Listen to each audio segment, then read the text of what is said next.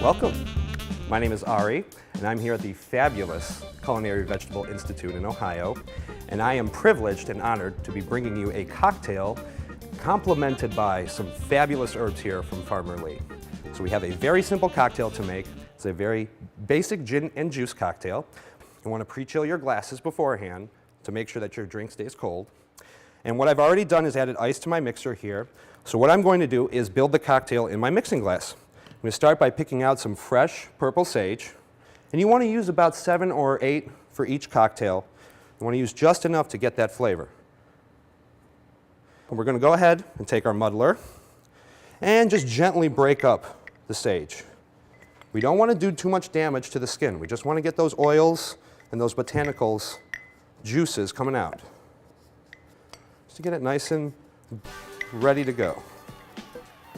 Okay. And then once you've done that, you're going to go ahead and add Plymouth gin. So we're making 2 cocktails here, so you got to make sure you have enough for 2. So this will be 3 ounces of gin. So for 1 cocktail, it'll be 1.5 ounces.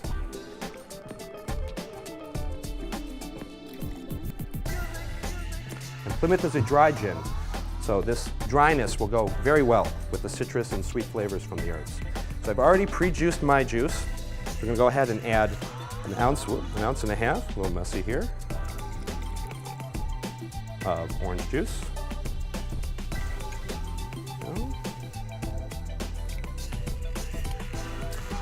And we are going to go ahead and shake and strain. Very important rule before you ever do any pouring. Get rid of all of that extra water at the bottom of the glass.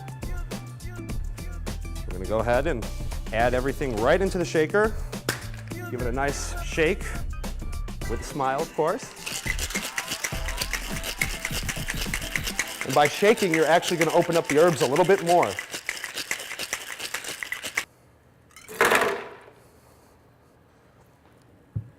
We are going to use a double strainer, a tea strainer for this drink, because we don't want any little bits and pieces in our drink. We want to enjoy every bit of it without any of that sediment. And what I like to do is split up the drink so that each drink gets an equal amount of cold and hot, or I should say cold parts of the drink. If you just pour entirely into one cocktail, the second cocktail is just going to be a little bit colder than the other one. So I like to separate it, make it nice and even. There we go. And then here comes the fun part. I'm going to take an orange, and we're just going to cut a peel right here. It's a nice 3-inch peel. Doesn't need to be too big. Okay. And then once you have your peel, you're going to take your matches. You got to be careful, safety first. Make sure there's nothing around you that could catch on fire. Okay? So what you're going to do is you're going to light your match, and you're going to wait just a little bit so you get that beginning phosphorus smell and flavor out of the way. You want the wood to be burning. And then what you're just going to do is hold it just a couple inches above your cocktail glass, give a little squeeze, and right around the rim, and drop it right in. Do the same thing for the second one. Very, very careful.